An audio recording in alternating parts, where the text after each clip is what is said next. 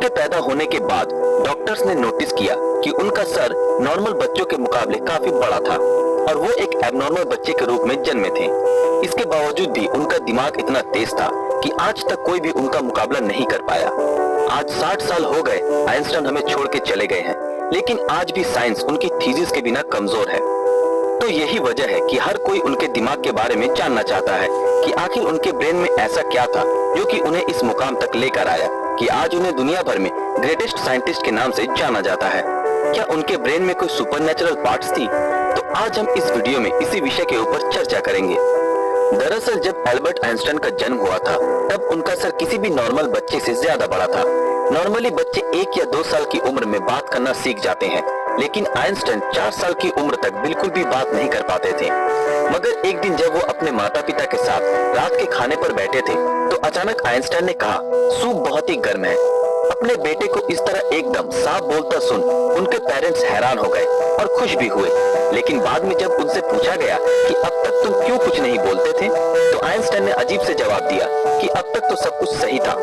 Einstein के जीवन से जुड़े अजीबोगरीब किस्से यही नहीं रुके, बल्कि उनके बड़े होने पर भी उनकी कई ऐसी आदतें थी जिनके बारे में सुनकर हर कोई हैरान रह जाता है। जैसे कि एल्बर्ट आइंस्टाइन को डेट्स और फोन नंबर याद रखने में प्रॉब्लम होती थी, यहाँ तक कि उन्हें खुद का टेलीफोन नंबर भी याद नहीं रहता था। एक बार उनके एक सहकर्मी ने उनसे उनका फोन नंबर मांगा तो आइंस्टाइन उनके पास रखे टेलीफोन डायरेक्टरी में अपना नंबर ढूंढने लगे। ये देखकर सहकर्मी ने चकित होकर बोला, आप अपना खुद का फोन नंबर क्यों याद नहीं रखते? तो आइंस्टाइन ने उनको कहा कि किसी ऐसी चीज को भला क्यों मैं याद रखूं जो मुझे किताबों में ढूंढने से मिल जाती है। आइंस्टाइन कभी भी जूतों के अंदर मोजे नहीं पहनते थे क्योंकि उनकी टांगों की उंगलियां इतनी बड़ी थी कि बचपन में हमेशा टांगों की उंगलियों की वजह से मोजे में छेद हो जाते थे। इसलिए उन्होंने मोजा पहनना ही छोड़ दिया। यहाँ तक कि वो अपने जूतों के फीते भी दूसरों से बंधवाते थे क्योंकि उन्हें जूते के फीते बांधना भी नहीं आता था। दोस्तों, आइंस्टाइन हमेशा कहते थे कि मेरे अंदर कोई खास चीज नहीं है, पर मैं तो केवल एक ऐसा इंसान हूँ जिसमें क्यूरियोसिटी कूट कूट कर भरी हुई है।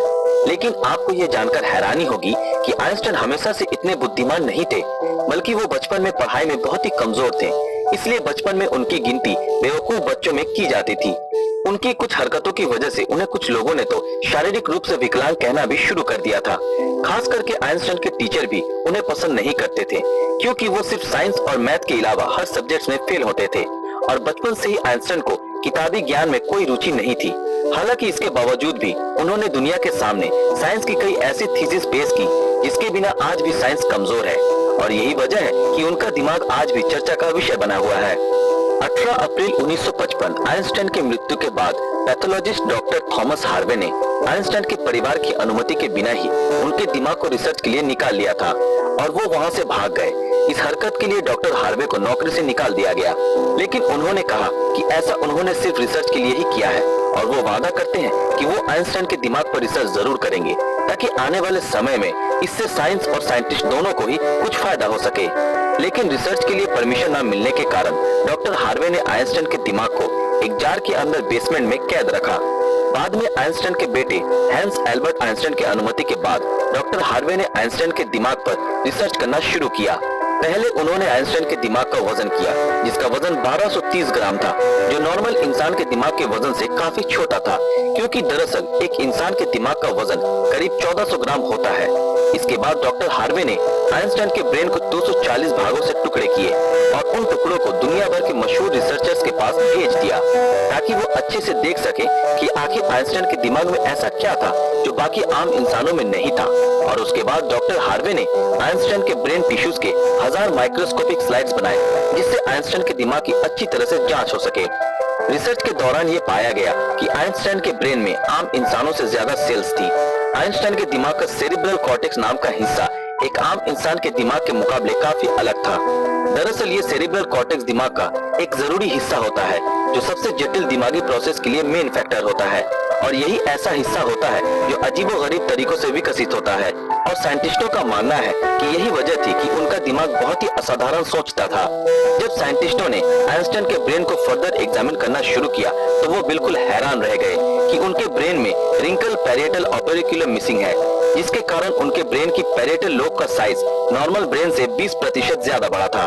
साइंटिस्टों का कहना है कि यही वजह है कि आइंस्टाइन की मैथमेटिकल स्किल और चीजों को इमेजिन करने की पावर नॉर्मल ब्रेन से ज्यादा थी और उनके दिमाग में न्यूरॉन्स की डेंसिटी 17% ज्यादा थी। इस वजह से आइंस्टाइन को ज्यादा ब्रेन पार्ट मिलती थी।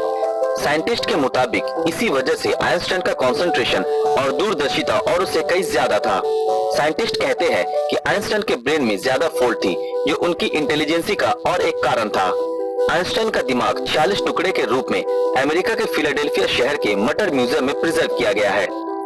दोस्तों, आज साइंस ने कितनी तरक्की कर ली है, लेकिन इसके बावजूद आज भी आइंस्टाइन के दिमाग और इंटेलिजेंसी एक पहेली बनी हुई है। लेकिन साइंटिस्टों को आशा है कि फ्यूचर में किसी बेहतरीन टेक्निक के जरिए आइंस्टाइन के दिमाग को और भी बेहतर तरीके से जानने में कामयाबी हासिल होगी। डॉक्टर थॉमस ने आइंस्टाइन के दिमाग के साथ जो कुछ भी किया, क्या वो सही था या गलत? इस बारे में आपकी राय हमें कमेंट में जरूर बताएं। दोस्तों, आज के लिए बस इतना ही। आशा करते हैं आप लोगों को ये वीडियो पसंद आया होगा। तो फिर मिलेंगे अगले वीडियो में ऐसे ही किसी मजेदार विषय के साथ। अगर आप ऐसे ही और वीडियो देखना